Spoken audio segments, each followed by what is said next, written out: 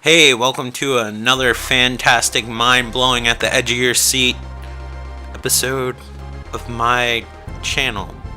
Today we're playing Donkey Kong Country 2, Diddy's Kong's Quest. If you can't see by the large font, it involves gold apparently, and a treasure chest. This is the first time we see Dixie Kong. Couldn't think. I was gonna say Candy Kong, but that's the one in the first one that was. It was really weird. She's in a bathing suit or whatever. Anyway, this is what many consider the best game out of the Donkey Kong Country games. I can't really argue that. I think it's great. I think Part 3 added a lot to the game as far as the world map and stuff like that, but I hated the art design and the direction it went to. They kind of redesigned everything and it just didn't feel quite right. The pirate theme's kind of cool when the pirate theme wasn't really overdone like it is now. Like after the Pirates of the Caribbean movies came out, all of a sudden everybody went batshit crazy over pirates. I actually first played this game when my father and my sister went to like a Girl Scouts camp out deal, and I was home with my mom. She let me rent a Super Nintendo from the video store, and I could pick out 3 games, and the 3 games I picked out were Super Star Wars, Mega Man 7, and Donkey Kong Country 2, because I had a friend who had a Super Nintendo and I loved Donkey Kong Country. I originally had like a Sega Genesis. I didn't get my Super Nintendo till the Nintendo 64 came out. I usually got systems like way after they had their heyday. It was pretty exciting to get a PlayStation. I didn't get it immediately after it came out. I got it around the time Final Fantasy 7 and Castlevania Symphony of the Night came out, so I think that was around 97. That was one of the first times, and I was fairly... The Sega Genesis, at least as a kid, felt like it had a long life cycle. I got a Sega Genesis around 94, I want to say. It was right when Sonic 3 came out, and my dad worked for Nintendo, so I had my fair share of Nintendo games. So the Sega Genesis or Mega Drive, depending where you're from, was a lot more alluring. So I missed out on some of these great Super Nintendo titles until much later on. But I'm glad I didn't jump straight to Nintendo 64, because even though I guess with the younger generation of, I guess, what probably comprises most of like the age group that plays and purchases video games now, a lot of their first systems were either in a Nintendo 64 or PlayStation. But I feel like during that era, like 3D platforming and stuff like that, and 3D games in general, they were trying to figure them out. I looked like an idiot the first time I played the Nintendo 64. They had like the analog stick, and I didn't realize it was an analog stick. I just thought it was a funky button, because I mean the controller already looked like a spaceship. I didn't know what to do, so I was trying to control Mario with the D-pad, and I kept on trying to push in the analog stick and nothing happened. I'm like, what is this? Because I guess I didn't read the articles about like Nintendo Power. I never was really a huge fan of Nintendo Power. I know that's people's Bible, but I really liked Electronic Gaming Monthly and Game Players, and I didn't get a magazine subscription that often. I think I got one for 1 year during the 16-bit era to Game Players, and then I would periodically, every once in a while, pick up a video game magazine, and then I didn't get another subscription until way later with I'm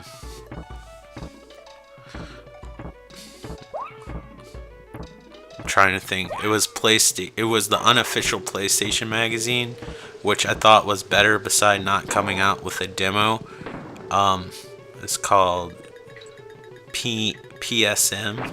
and everybody would accidentally call it PMS, and that was most of the game players' writing staff actually worked for and wrote for PSM, so it was a natural progression. I'm gonna look back at this video and think how bad I sound. Like, I made the mistake of putting a link to my channel on my Instagram, and like with dating and stuff like that, like the websites and stuff show like your Instagram, and I'm like, man, the last thing I want them to see is my fucking video, so I just deleted the link off of that. I'm like, I hope this isn't presenting, because women my age typically look down on video games, like when they start to get in their, I don't know, even later 20s. Like, I forget how old I am, I really do. Like, they're more understanding because video games are more acceptable, but when I was growing up, video games weren't as acceptable. So back to the game. You know, I'm talking about all this random shit. But anyway, after PlayStation Magazine, I said back to the game, now I'm talking about magazines. PlayStation Magazine, I got, after that subscription expired, I got Electronic Gaming Monthly, which I really enjoyed. And then I didn't have anything for a few years, and then with the GameStop, started out as EB Games, and then with the GameStop, I really liked Game Informer before it was like a free magazine that you get with your subscription. And my favorite part of that magazine, which they no longer have when you get Game Informer, is they used to have like at least 10 pages worth of like retro stuff, and I really enjoyed that. I know in Europe you get like Retro Gamer, which we don't get. Like, if we want it, we have to import it, which is a shame. There's really not a lot of video game magazines you come across anymore. The internet killed it. Most of the magazines I remember like are gone, and then they try to relaunch them. Every once in a while, like at a drugstore or something, I'll see them, but it's just not the same, and there's more pictures and articles and stuff like that, and it just doesn't have the same fun format that I think the older magazines have. But maybe I'm just the old guy. I did surprisingly well for not playing this game for a while, I'll say. You probably will disagree, but if you watch my other videos, I'm usually pretty terrible. But this game came second nature to me, and when I rented it, this is the game I played the most. I remember starting playing it at nighttime, and the sun was coming up when I quit playing it. Like, I wanted to get as much out of that rental as I possibly could, even though it was terrible at Mega Man 7. I really liked that. Super Star Wars was really awesome too. Tried to play it not too long ago, not nearly as good as I used to be, but I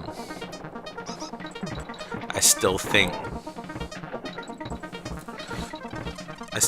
like if I got back into it, I could play just as good.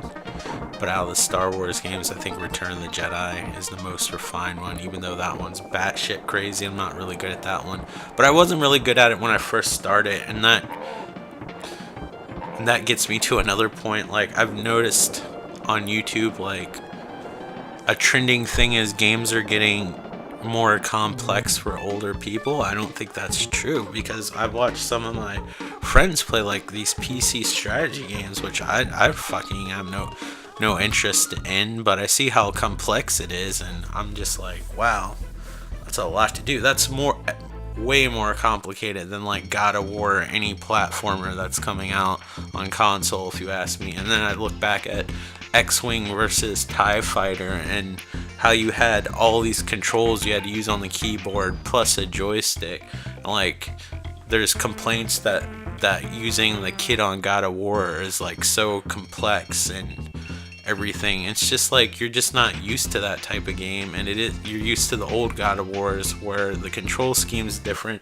It's kind of different to play a platformer with shoulder buttons, and the kid, all you gotta do is push the square button. I mean, how much of an inconvenience is that? And I'm like an older person, like, you're just not used to it. I mean, don't blame your age because you're stubborn or you just haven't taken enough time to master it. It's just like I just said, like with Star Wars or whatever.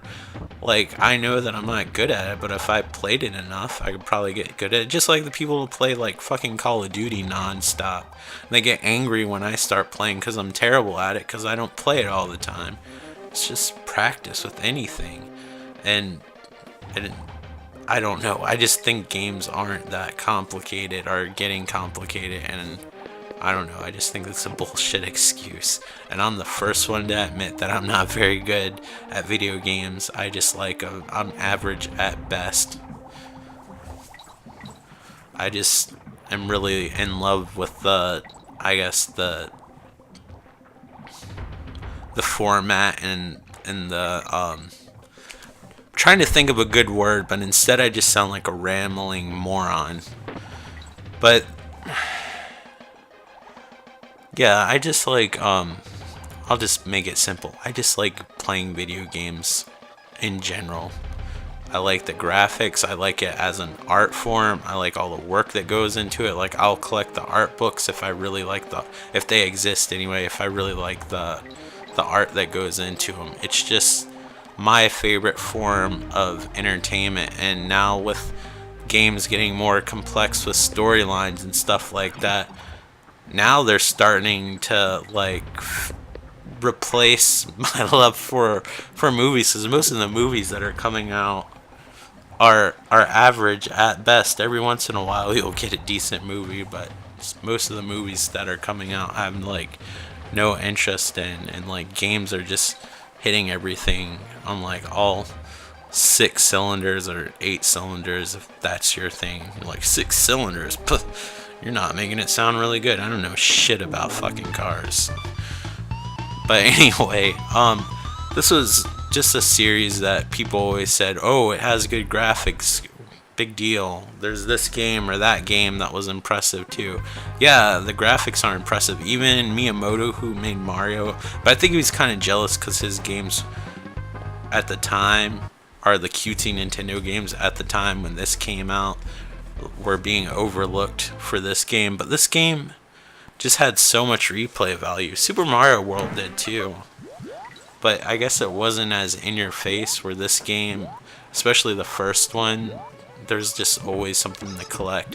Now, I think Rare later on went overboard with their 3D games, with their little collectathon stuff. I don't like being forced to collect things.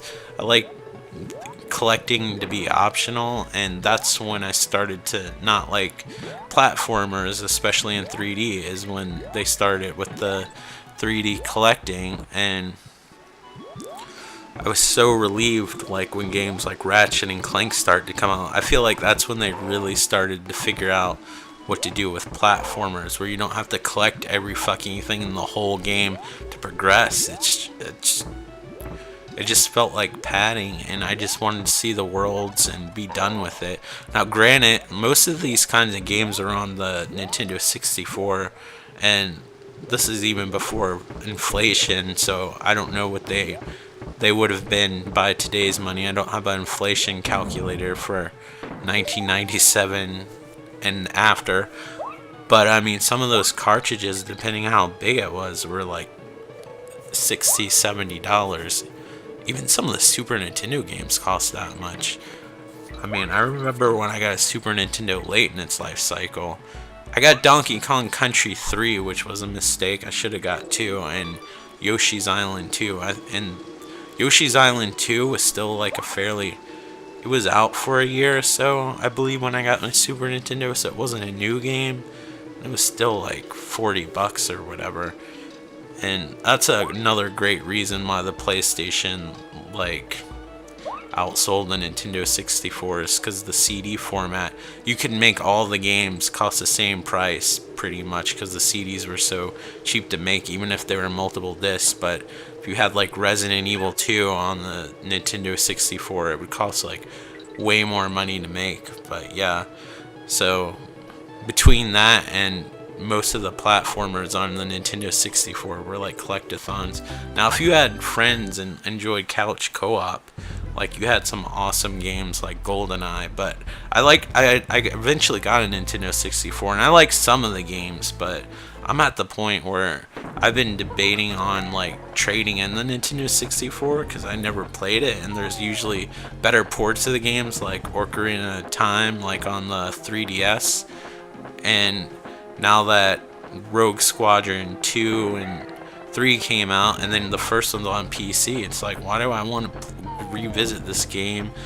I mean, they just don't hold up well with the Vaseline. Like, PlayStation 1 games, for the most part, look pretty terrible too, but they don't have that real fuzzy graphic look. And no matter what you do to clear it up, like, I've seen people use the Frame Meister and convert it to all these different formats to get the best quality picture on the Nintendo 64, and it still looks terrible. I've tried emulation with the Nintendo 64, and it just sharpened it up, and it's just the blurriness actually helped hide things. But I think this is a great game with great gameplay, and there's so many hidden things and so much to do. I just think it's a great game, and I highly recommend it if you're interested in retro games, and it's more than just the CGI graphics. Thank you so much for watching, and I hope you could keep up with my rambling. Take care, bye. If you want to, like, comment, and subscribe. Thanks for watching.